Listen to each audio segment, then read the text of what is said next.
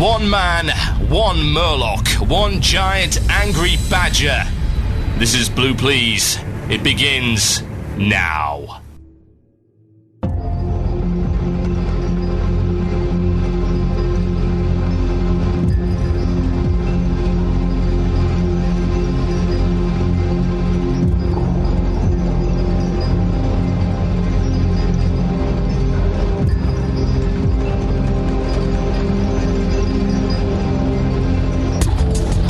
Yes, indeed, folks. Welcome to Blue Please, here on the cynicalbrit.com, with myself, Total Biscuit. The date today is the 12th of Feb, 2010, and we are back for take 2 of this particular show after a wide variety of crazy issues last week. So what we're going to do, we're going to make this a little bit longer.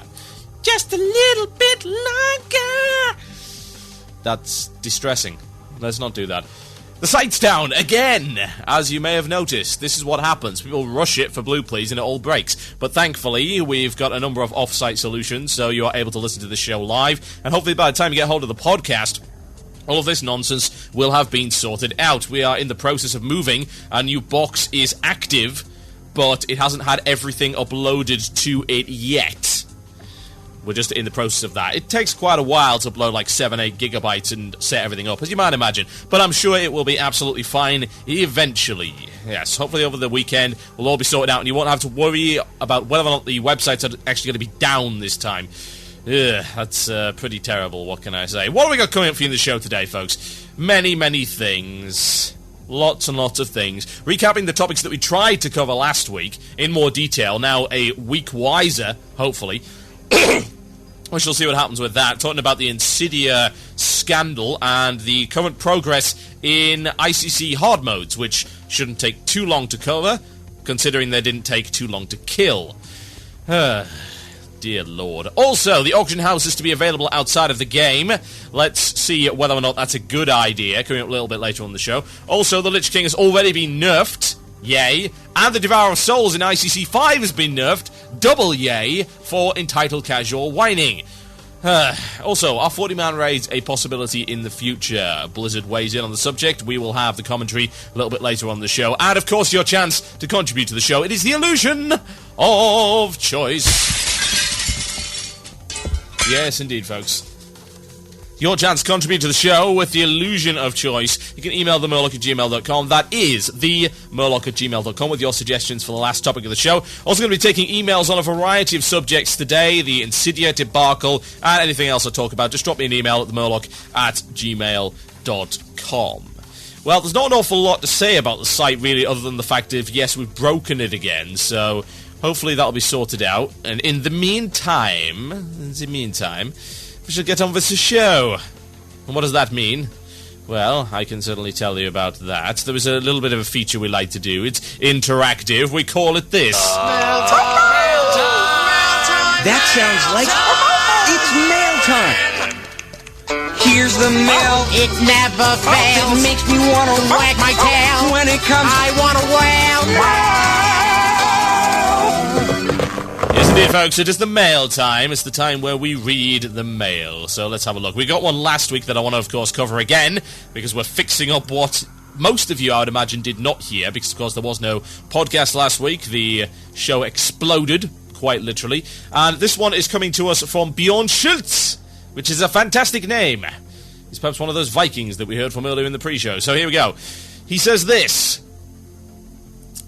It seems lately that collector's editions are becoming more common, both in terms of gaming but also related to movies, where it's perfectly common for any new release to have 2 new editions. Most commonly, the extra goodies consist of either a soundtrack, an art book, or a behind-the-scenes DVD. However, especially in regards to MMOs, actual in-game items are starting to appear. A good example being Warhammer Online, that gave you an item that boosted your leveling speed, amongst other things, or Mass Effect 2 and Dragon Age, with access to strong armor and weapons at the start of the game. What are your thoughts on collector's editions in general, and on real content versus goodies in collector's editions, especially when related to MMOs? Interesting. Yeah, that's a good one. That is a good one indeed. So, let's have a think about this one. So, there's a couple of different kinds of collector's editions. You've got ones that provide in-game content and ones that don't. And then you can subdivide those down to ones that provide in-game content that actually makes a damn difference and ones that don't.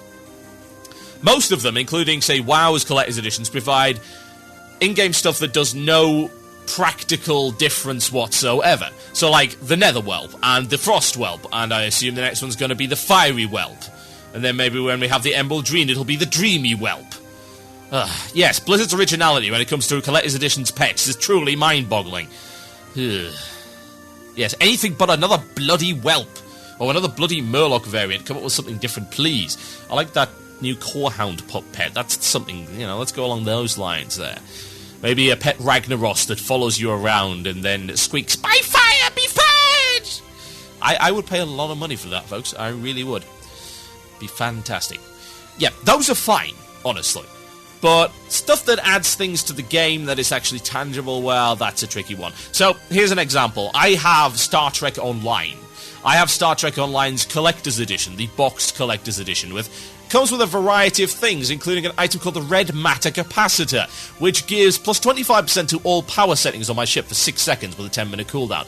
It's like a very, very brief trinket. But yes, it does cause a difference. It makes me more powerful, if only very, very slightly. I also have a Borg Bridge Officer, which has some unique abilities, although they seem to be relatively well balanced as far as I can tell. So that makes a difference as well. Now, the question is, of course, does that cross the line?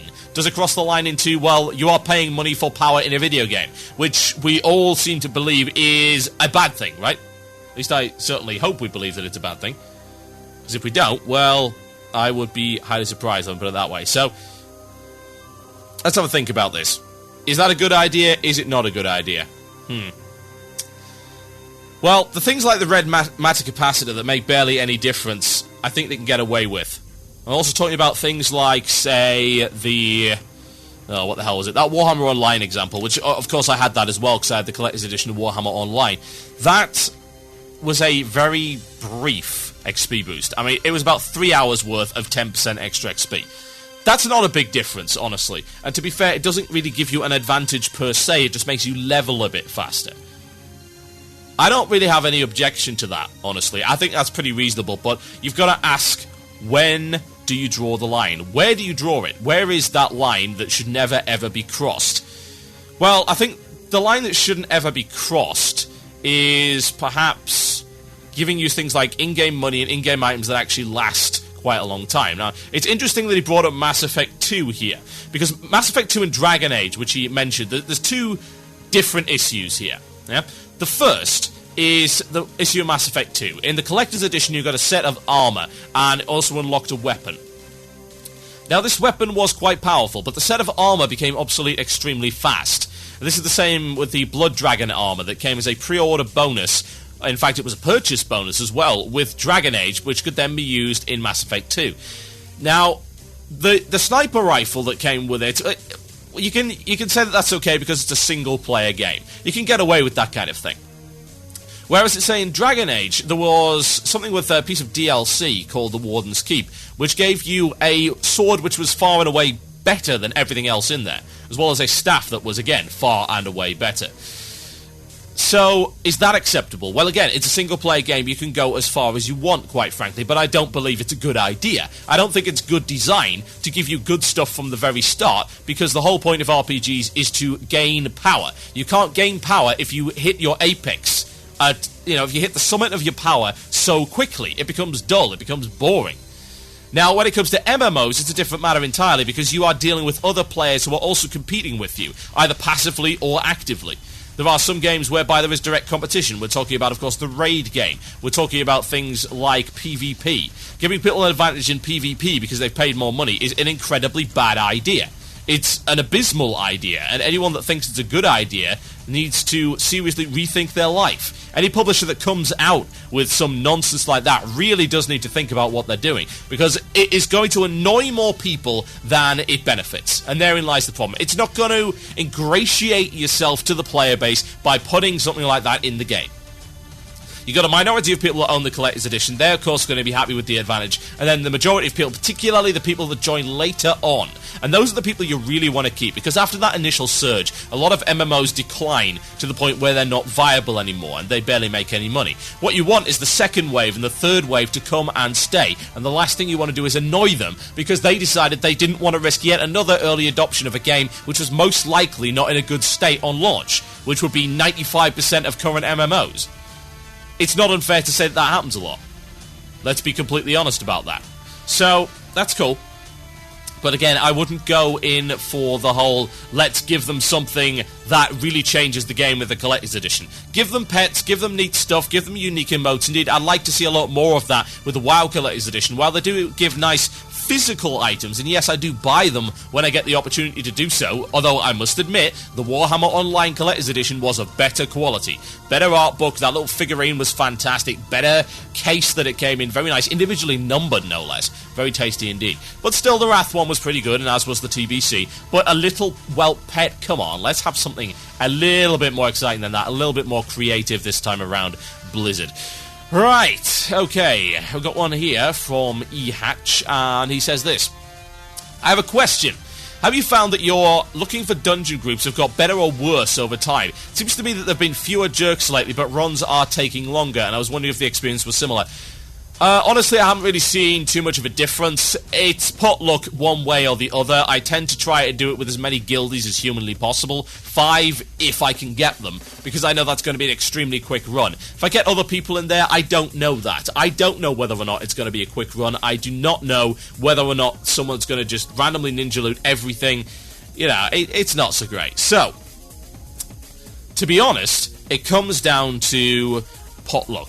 I don't think there's anything that's happened over the past few weeks to make your groups any better or worse. The recent nerfs, maybe, but there hasn't been an awful lot of those. I do think that, obviously, things are going to take a shorter amount of time rather than longer because of the changes that have been made to a number of these bosses. We've got these nerfs, quote-unquote, to a lot of these older bosses in the older 5-man heroics. Why has that been done? Well, those bosses were balanced around a time when DPS was a lot lower. So you had abilities that were triggered on a certain percentage of HP. And because of that, you're nuking the guys down to 75% in about 2 seconds, and then another 2 seconds after the ability keeps triggering the ability over and over again, elongates the fight to ludicrous levels.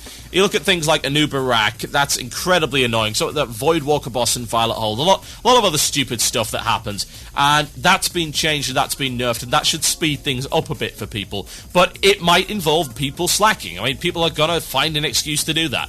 It is always the case, and unfortunately you just have to take the rough with the smooth when it comes to the looking for dungeons system.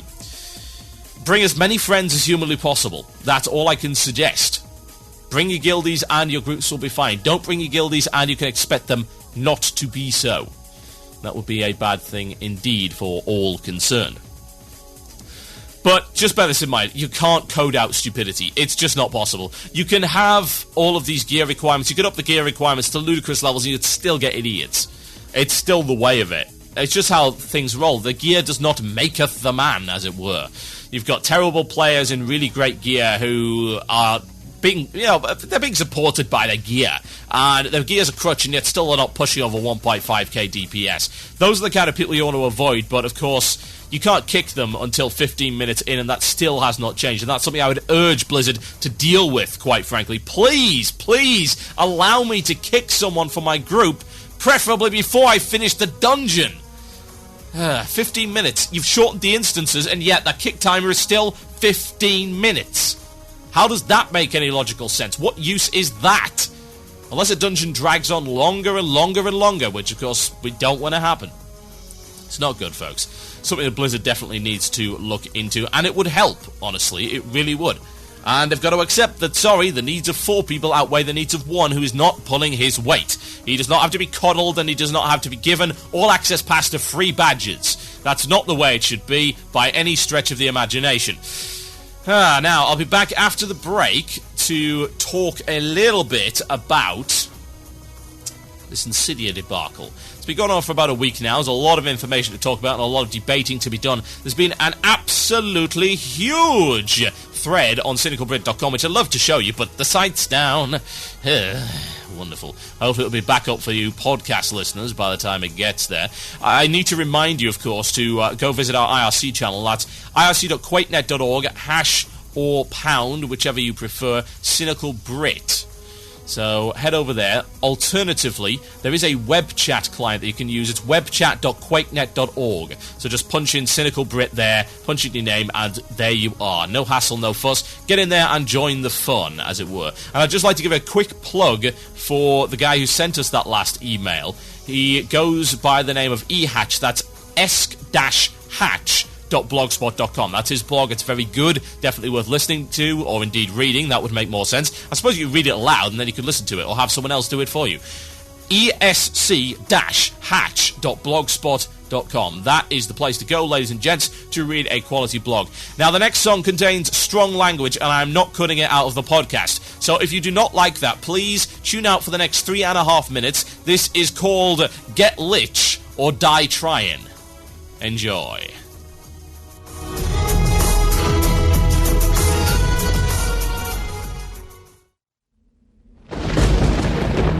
Plagued by the whisperings of the cursed blade Frostmourne, Prince Arthas Menethil was driven mad, drawn into a dark union with the spirit of the dread shaman, Ner'zhul. This unholy joining succeeded in creating the most powerful evil that Azeroth had ever known, the Lich King.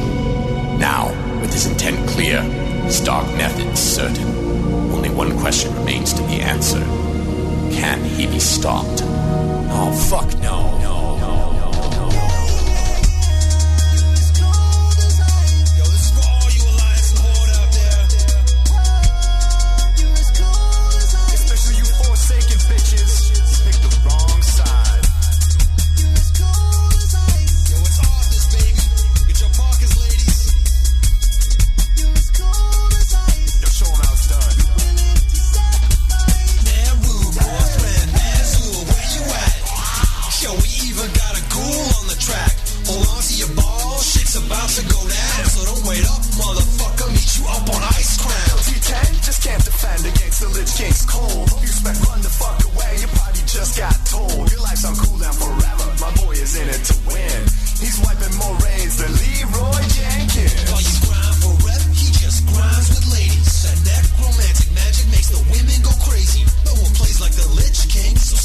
Daily